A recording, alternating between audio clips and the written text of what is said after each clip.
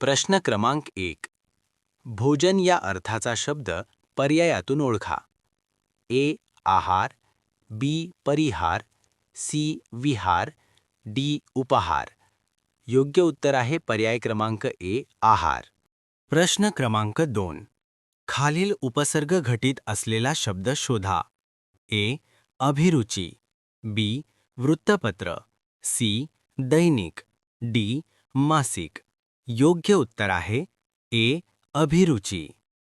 प्रश्न क्रमांक 3. खालील अनेकवचनी असलेला शब्द ओळखा. ए. मळा, बी. शाळा, सी. फळा, डी. कळा. योग्य उत्तर आहे पर्याय क्रमांक डी. कळा.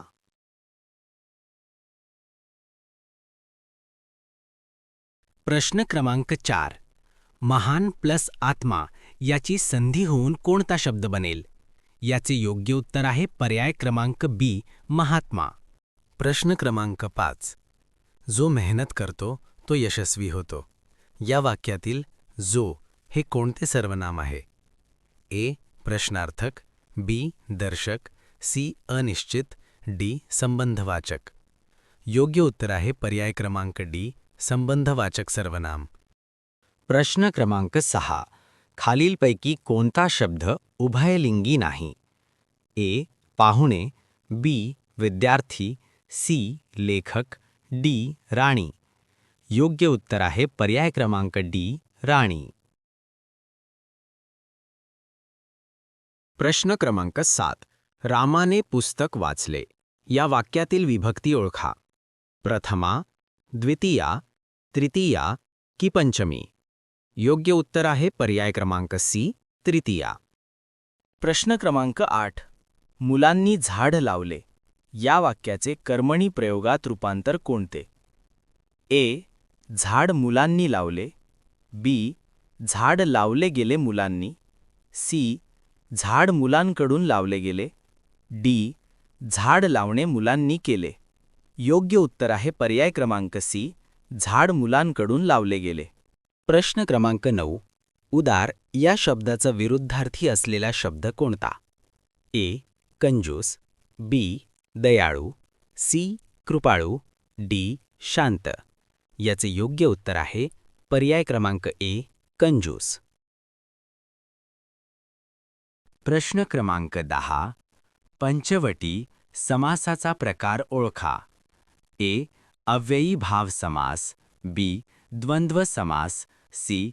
तत्पुरुष समास, डी. बहुव्रीही समास. योग्य उत्तर आहे पर्याय क्रमांक सी. तत्पुरुष समास. प्रश्न क्रमांक 11. जिथे शांतता असते तिथे आनंद मिळतो. वाक्याचा प्रकार ओळखा. ए. विधानार्थी वाक्य, बी. संयुक्त वाक्य, सी. उद्देशात्मक वाक्य, डी.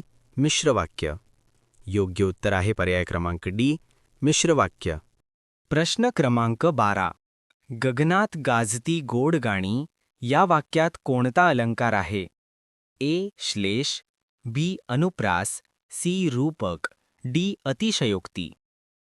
योग्य उत्तर आहे पर्याय क्रमांक बी. अनुप्रास अलंकार. प्रश्न क्रमांक 13. शिवः अधिक आलय याचा संधी शब्द कोणता? ए. शिवालय, बी. शिवोअलय, सी. शिवालय, डी. शिवः आलय. योग्य उत्तर आहे पर्याय क्रमांक ए. शिवालय. प्रश्न क्रमांक 14. शुद्ध लेखनाच्या नियमानुसार योग्य शब्द निवडा. ए. महात्म्य, बी. महात्म, सी. माहात्म्य, डी. माहात्म्य. योग्य उत्तर आहे पर्याय क्रमांक ए. माहात्म्य. प्रश्न क्रमांक 15. खालीलपैकी कोणत्या व्यंजनास महाप्राण म्हणतात? ए. क्ष, बी. ज्ञ, सी. ह, डी. ळ. योग्य उत्तर आहे पर्याय क्रमांक सी. ह या व्यंजनास महाप्राण म्हणतात. प्रश्न क्रमांक 16. खालीलपैकी तत्सम शब्द कोणता? ए. टेबल, बी. घोडा, सी. चिमणी, डी. वृक्ष. योग्य उत्तर आहे पर्याय क्रमांक डी. वृक्ष. प्रश्न क्रमांक 17. रीती वर्तमान काळाचे खालीलपैकी वाक्य कोणते आहे? ए. ती भाषण करते. बी. ती भाषण करत आहे. सी. तिने भाषण केले आहे. डी. ती भाषण करत असते. योग्य उत्तर आहे पर्याय क्रमांक डी. ती भाषण करत असते. प्रश्न क्रमांक 18. तोंडात राम बगलेत छुरा या म्हणीचा अर्थ: ए. भक्ती करणे. बी. दुटप्पी वागणे. सी. रामाचे नाव घेणे. डी. शस्त्र बाळगणे. योग्य उत्तर आहे पर्याय क्रमांक बी. दुटप्पी वागणे. प्रश्न क्रमांक 19. पायाखाली वाळू सरकणे या वाक्प्रचाराचा अर्थ काय? ए. पळून जाणे. बी. धक्का बसणे. सी. चालणे. डी. थकणे. योग्य उत्तर आहे पर्याय क्रमांक बी. धक्का बसणे. प्रश्न क्रमांक 20. तो म्हणाला, मी उद्या येतो या वाक्यात किती विरामचिन्हे आहेत? ए. 2. बी. 3. सी. 4. डी. 5.